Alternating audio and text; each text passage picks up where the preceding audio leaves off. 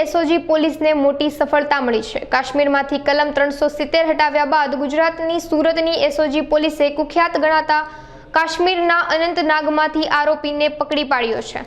છેલ્લા 19 વર્ષથી નાર્કોટિક્સના ગુનામાં નાસ્તા ફરતા કુખ્યાત ડ્રગ માફિયાને સુરત એસઓજી પોલીસની ટીમે ઝડપી પાડ્યો છે। પકડાયેલ આરોપી ભારતભરમાં ચરસનો સપ્લાય કરતો હતો।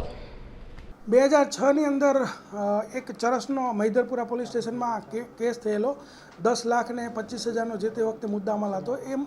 એની અંદર એક નાસ્તો ફરતો જે આરોપી છે નિસાર અહેમદ ડાર કે જે તુલકાન ગામ અને અનંતનાગની અંદર રહેતો હતો અને ત્યારથી વોન્ટેડ હતો। છેલ્લા 19 વર્ષથી એ વોન્ટેડ હતો।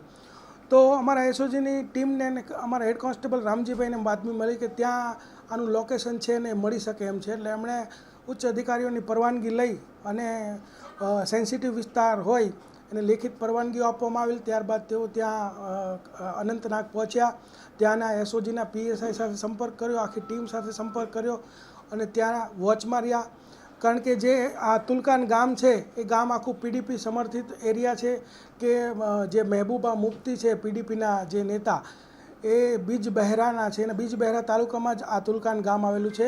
એકદમ સેન્સિટિવ એરિયા છે અને તુલકાન આખું જ જે છે એ ડ્રગ્સના જે આરોપીઓ છે એનાથી ભરેલું છે। એક તેને કહેવાય કે ખૂબ જ દિલધડક વાત હતી કે ત્યાંથી કોઈ આરોપીને લઈ આવો, પરંતુ એસઓજીની ટીમે ત્યાંની એસઓજીની ટીમ સાથે મળી અને આ એક દિલધડક જે ઓપરેશન છે એ પાર પાડ્યું। સવારે 5 વાગે જઈ અને એને વેપન સાથે ગયેલા અને એને ઉઠાવીને લઈ આવેલા અને આ 19 વર્ષ જૂનો સુરતનો જે 70ના વોરંટ મુજબનો આરોપી છે એ ઝડપી પાડેલો છે।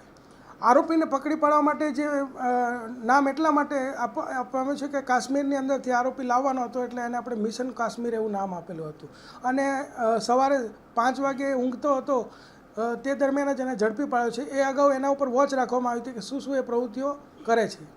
સર, કલમ 370 હટાવ્યા બાદ ગુજરાતમાં પહેલો કેસ કહી શકાય છે ત્યાંથી આરોપી પકડ્યો। કલમ 370 હટાવ્યા બાદ અત્યારે અમારી ટીમને હમણાં જ એની માહિતી મળી કે આ એક આરોપી અહીંયા 19 વર્ષથી વોન્ટેડ છે અને માનનીય આપણા ડીજી સાહેબે તથા માનનીય સીપી સાહેબે પણ એક ડ્રાઈવ આપેલી છે કે જૂના જે નાસ્તા ફરતા આરોપીઓ વર્ષોથી જે વોન્ટેડ છે એને પકડવાની પણ અભિયાન ચાલુ છે। એના અંતર્ગત આને પકડવામાં આવેલ છે। સર, આરોપી ઓપરેશન હતું, કઈ રીતે સ્થાનિક એસઓજી સાથે હાઈટેક હથિયારો સાથે પોલીસની ટીમ ગઈ હતી? સ્થાનિક એસઓજીના જે પીએસઆઈ છે એની સાથે અમારી ટીમ સંપર્કમાં હતી। એમણે એમના એસએસપીને વાત કરેલી, મારી પણ એના ઉચ્ચ અધિકારી એસએસપી જોડે વાત થયેલી ને ત્યારબાદ સંપૂર્ણ સાવચેતી લઈને આ એક ઓપરેશન પાર પાડવામાં આવેલું છે। સર, ડ્રગ્સ ક્યાંથી મંગાવતો હતો અને કઈ રીતના?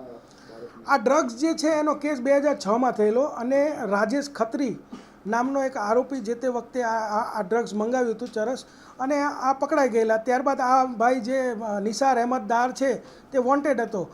જ્યારે રાજેશ ખત્રી જે મંગાવનારો હતો એ ઝડપાઈ ગયો હતો, ત્યારબાદ એણે સજા ભોગવીને છૂટ્યા બાદ ફરીથી એણે ડ્રગ્સનો ધંધો ચાલુ કર્યો હતો। ત્યારબાદ ફરીથી એસઓજીએ 2017માં એને પકડ્યો અને એ જે એસઓજીએ કેસ કર્યો એમાં પણ એને 15 વર્ષની સજા થયેલ છે। નિસાદ ક્યાંથી મંગાવતો હતો ડ્રગ્સ? નિસાદ જે છે ત્યાંથી અફઘાનિસ્તાનથી કે ત્યાંથી લાવી અને કાશ્મીર વાયા કાશ્મીર થ્રુ એ અહીંયા ડ્રગ્સ સપ્લાય કરવા માટે આવેલો હતો। આતંકવાદના ગઢમાં ઓપરેશન, કેટલી સાવચેતી રાખવી પડી? હુમલો થવાનો પણ ભય હતો? તાજેતરમાં અત્યારે ત્યાં ચૂંટણીઓ પણ થવાની હતી। એ દરમિયાનમાં અમારી સાથે સતત જે અમારી ટીમ છે સંપર્કમાં હતી અને અમે એને કીધું કે આ જે કામ છે એ ખૂબ જ સારું છે, પરંતુ સાવચેતી ખૂબ જરૂરી છે। તો અમારા જે ટીમ ગયેલી એના લીડર જે હતા જે રામજીભાઈ, અગાઉ એણે ઇસ્માઇલ ગુર્જરને પણ પોતે એકલા હાથે પકડેલો હતો જે કોકેનના ગુનામાં વોન્ટેડ હતો। એટલે આ આખું જે ઓપરેશન છે વ્યવસ્થિત રીતે ગુનેપૂર્વક પાર પાડવામાં આવેલું છે। સર, કેટલા દિવસ સુધી આ ઓપરેશન ચાલ્યું? કઈ રીતે પોલીસ? આ એકાદ વીક આ ઓપરેશન ચાલ્યું। હા, અગાઉ ત્યાંના લોકલ જ અધિકારી સાથે મુઠભેડ થઈ હતી અને એ બનાવની પણ અમને ધ્યાનમાં હતો ને એની અમે ખૂબ જ સાવચેતી લીધેલી હતી।